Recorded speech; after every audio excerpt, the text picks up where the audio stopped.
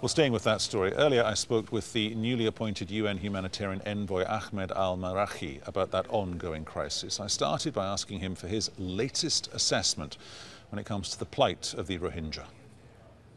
All the humanitarian crisis in the world, especially that coming from the conflict, it needs a political solution. And we need also to work in the political solution, because if there is no political solution, so the crisis will be continuous. So what we need here, we need to have this kind of humanity feeling about the people who are suffering every day, especially the eldest and children. There is around tens of thousands of children need a psychological and social support.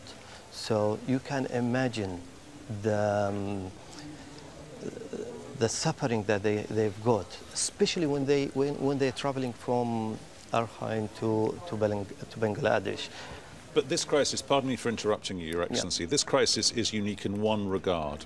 It's not Rwanda, it's not Srebrenica, because these people are stateless at the moment. They don't have identity papers that say they come from Myanmar or they come from Bangladesh or they even come from, say, Pakistan. They're not like that.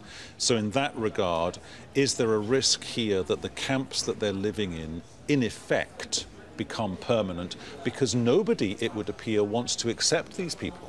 Well, this is where is the UN agencies coming, because we registered through the IOM and UN and the UNHCR, and all the registration are there.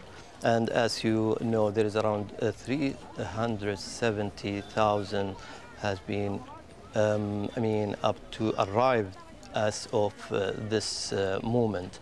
So to manage all that, we need this kind of UN agencies who take care of them. Once we deliver the aid and the food, and to make them survive at least, not just let them in the side of the road, I think afterward we can talk about this aspect. But now we are in a crisis, so we need to give them the food, and we need to give them the shelter.